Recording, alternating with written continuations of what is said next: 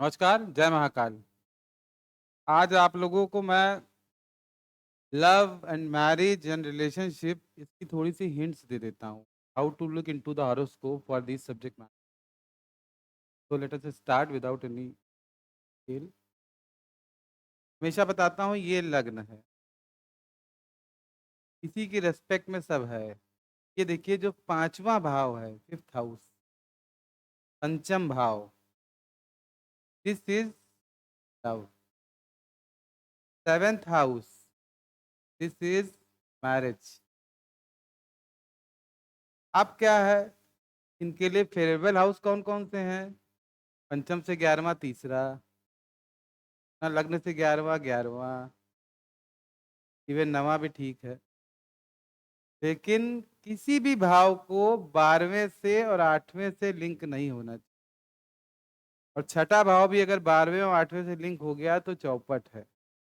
छठा भाव is against love because this is neutral to लग्ना।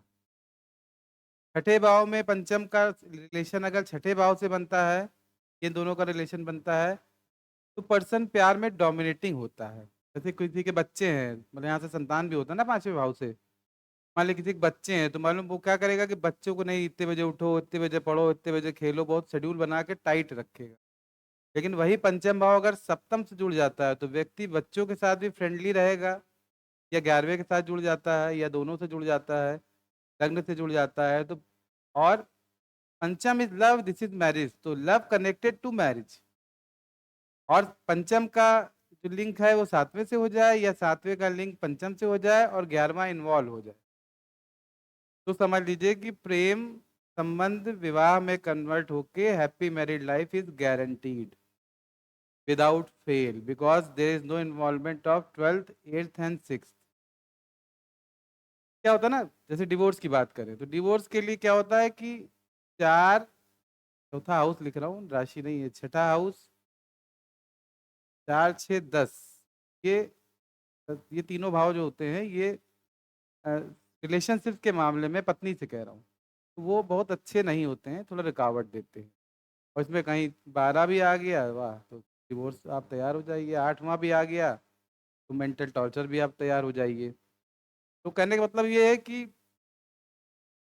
जैसे कि ये है थर्ड हाउस, कोई प्यार का मूड बनाना है तो थर्ड हाउस मूड बनाएगा। प्यार करने के पहले का चक्कर है, फोर प्ले टाइप का, तो 5th हाउस है। इंटीमेसी है, परफेक्ट इंटीमेसी है, तो वो 7th हाउस है। जो उस आउट ऑफ दैट रिलेशनशिप जो आप जो क्रिया कर रहे हैं उससे जो आपको मजा आ रहा है, दैट इज 11th हाउस है, रियलाइजेशन।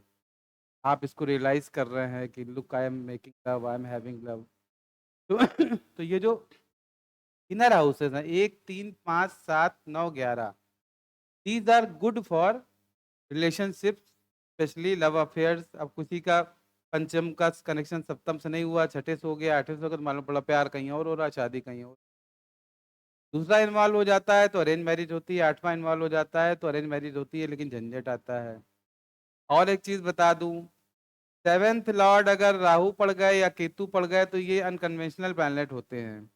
तो अगर 7th लॉर्ड राहु या केतु या ऐसा कुछ पड़े हैं या बैठे हैं तो जान लीजिए कि कोई ना कोई शादी में, चाहे पार्टनर उम्र में बड़ा हो, चाहे इंटरकास्ट हो, चाहे बहुत झंझट के बाद शादी हो, कुछ ना कुछ लफड़ा आएगा जरूर, अगर 7th का संबंध राहु केतु या शनि जैसे पाप ग्रहों से होता है।